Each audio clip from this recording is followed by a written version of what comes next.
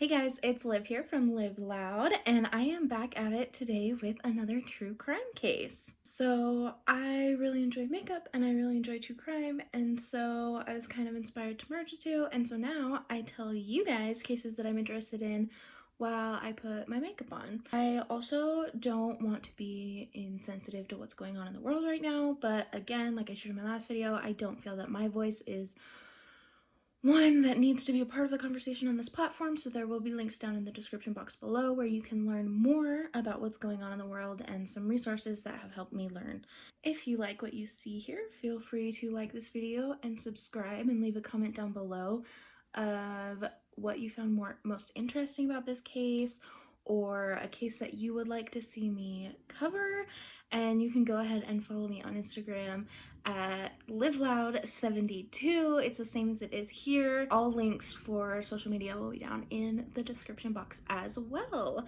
And with that, let's get right into the case of Danielle Locklear. So on March 11th of 2014, Danielle Locklear was 15 years old when she left her home where she was living with her grandparents and her aunt at the time, and she told her grandfather that she was going to be returning a notebook that she had borrowed previously from a friend who lived right down the road. Her grandfather, it was getting kind of late, but he wasn't too concerned. He just let her know to hurry back and went on with his evening. So the summer before all of this happened, Danielle and her family had decided that she would move from South Carolina, where she was living with her family, to North Carolina to live with her grandparents. When she made that move, she started volunteering and mentoring younger teenagers and kids through her church program, and that is where she would meet her on-again, off-again boyfriend, Jamichael Malloy. Jamichael and Danielle dated on and off for about a year, and so when they broke up for the final time, just a few weeks before she disappeared, nobody was really all that surprised. The relationship was rocky. Very few people were like super excited about it, but she seemed to be really happy. And because of how recent this breakup had been, Jamichael is one of the first people that her grandparents called when they realized she was missing and asked him if he knew where she was or if he had seen her, just if he had any information. Unfortunately, he told them that he did not have any information and he had not seen her since they had broken up. Some sources say it was a few days, some sources say it was a few weeks, but they had broken up pretty recently. He had not seen her since then. The police were called very quickly and posters were made. A billboard went up in the town with her missing persons information. Search parties went out quickly searching for her and any sign of her they could find, but not much was found of Danielle. But one of the areas that was pretty heavily focused on because of its popularity with the local teens was a stretch of creek in the town, and when it was searched, they found some very concerning information there. They found the word help had been scratched into the dirt, which was weird, but on its own, not terribly concerning. And then a little farther down, they found one of Danielle's socks, and they were able to confirm it was her sock. It wasn't just like a regular black and white like sock that you'd wear with any shoe. It was a fuzzy sock that her aunt had bought specifically for her. Could other people have owned this sock? Yes, but Danielle had been wearing them when she disappeared, and they they were very likely to be hers. A little bit further down the creek, they found a towel that belonged to Danielle. So the family was not immediately able to get in contact with the girl that Danielle had claimed she was dropping a notebook off to, but when they finally did, after finding a few of these things, she had said that she had not seen Danielle, but she did say that she had been in contact with Danielle that day, and Danielle had sent her pictures from earlier of her at the creek. These pictures were of just Danielle on her own, but she was wearing glasses. And if you zoomed in on the glasses, you could see at least 4 other people in the reflection of these glasses. So now they knew Danielle had in fact been at the creek that day, but these pictures were from before Danielle had gone missing. She had gone home to her grandparents after being at the creek. And so they weren't too sure what to do with this information yet. But as they asked more questions, they found out that Danielle had been at the creek with one boy in particular. His name is Angel. And this was really concerning. Her family didn't know Angel. When they questioned Angel, he was very hesitant to answer any questions, even denying that he had been at the creek or seen Danielle, which was concerning because they had a lot of reports that he had been there. So they looked a little further into it and they questioned Danielle's friend Caroline again, and it turns out that Angel didn't want to answer any questions because he was a teenager who had a girlfriend that wasn't at the creek that day. So anything he was doing with Danielle could have very easily gotten back to her. So the police did end up clearing Angel as a suspect, which is great for him considering he had nothing to do with her disappearance, as we now know. But now the police had to start questioning again. And a name that kept coming up was the name of a kid named Derek. And Derek was known by law enforcement. He was not a golden child. He had been in trouble before. And so they brought him in and questioned him.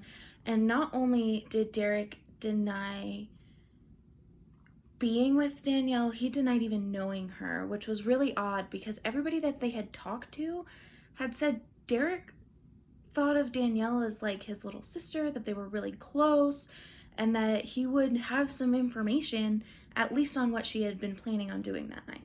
So because of how strange he was acting, the police got a search warrant to search the home that Derek was living at with his father, and they were there the very next day. And they found some very strange things. They found a burn pit, which was concerning. They found a knife that was lodged into a tree, and they found 2 shovels that looked like they had blood on them. But unfortunately, after testing these shovels, it came back that it was not in fact blood.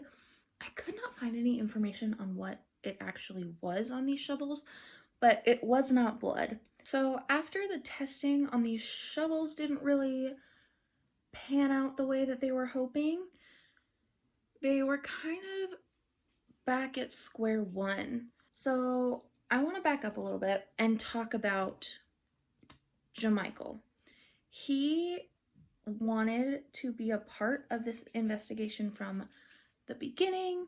He was super involved with the family. He was out there searching for her all the time. And he had also let police know that she had expressed recently that she was feeling depressed and that she was feeling that she was a burden on her family.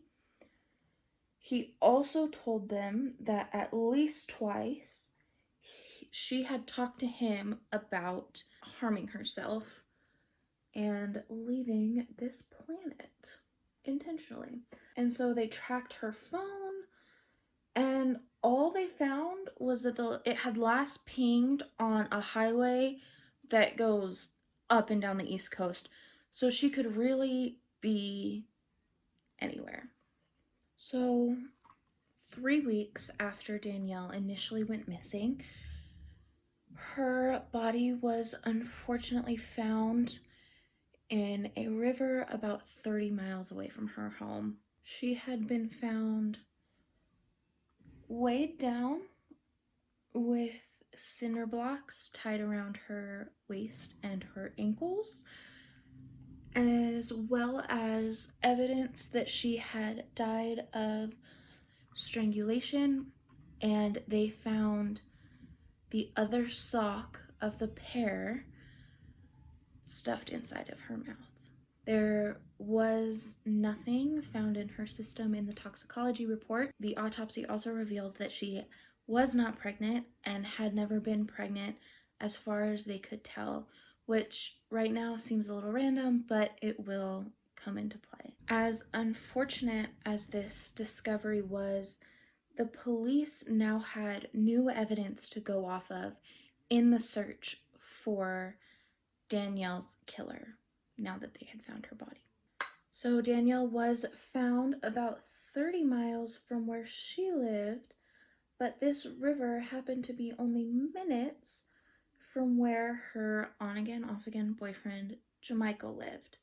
Again, they were very quick to get a search warrant, and the next day they searched Jamichael's house. They found identical rope in his garage and identical cinder blocks on the property. They also found that her phone had been tossed seemingly out of a car, but it was found on the median of the freeway, again, minutes from Jamichael's house. While this was helpful, this evidence was all circumstantial, and there was nothing to prove that Jamichael had actually done anything or been a part of what happened. And so the police started to look at his alibi again. It was through this further questioning of Jamichael's alibi that they found he had not actually been seen by his family. Early in the evening, he had said he was going up to his room to study and closed the door to do so, and was not actually physically seen again until the next morning. Then on April 9th of 2014, Jamichael came into the police station all on his own, where he sat down and confessed to the murder of Danielle Locklear. So in Jamichael's telling of events, he says that he and his friend Dominic had snuck out that night and decided to meet up with Danielle at the creek.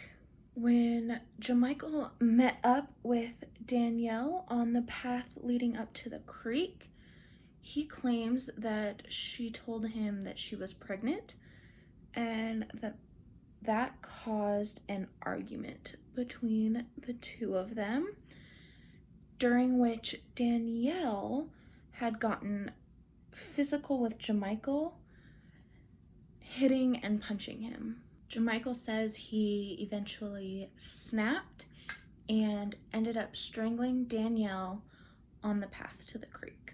Jamichael claims that Dominic was still in the car, and so he had to go and get him. Let Dominic know that because of what had just happened, if Dominic didn't help him cover this up and hide the body, that he too would be culpable and would be blamed for what happened to Danielle. Dominic claims that he was shocked, and when he got down to the creek where he found Danielle lying face down in the dirt, he was again just completely in shock and just went along with what Jamichael was telling him to do. The boys then put Danielle in the back of the car, and they headed back to Jamichael's house. It was in the car when her body started making noises, they said, as bodies do right after they die. And they say that this is when they put her sock in her mouth. When they got to Jamichael's house, they tied the cinder blocks to Danielle's body with the rope and very unceremoniously left her body in the river. So Jamichael's confession is actually really eerie to watch. He shows no emotion until he started talking about his hopes of career in the military being ruined.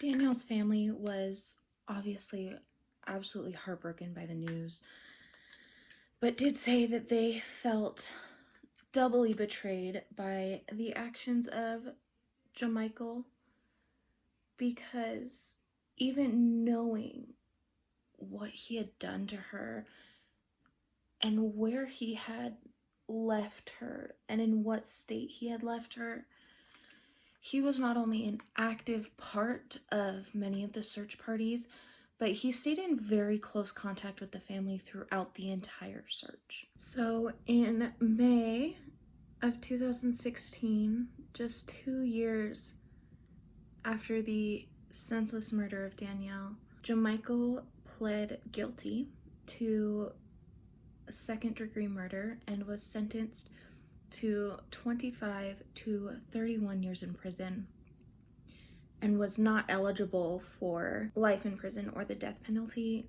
because he was only 17 years old at the time. Dominic Locke also pled guilty to his charge of accessory after the fact and got at least 6 years in prison. So that is the tragic story of Danielle Locklear. Only Jamichael and Dominic really know what happened down at the creek that night. We do know that what happened should have never happened, and Danielle should still be with us. She was only 15 years old. But that is her case, and this is the look. Again, you can follow me on Instagram at liveloud72 for more makeup content. Everything on my face is also in the description box, so you can find it if you want to recreate this look. I will see you guys next time, and until then, live authentic, live happy, live safe, and live loud.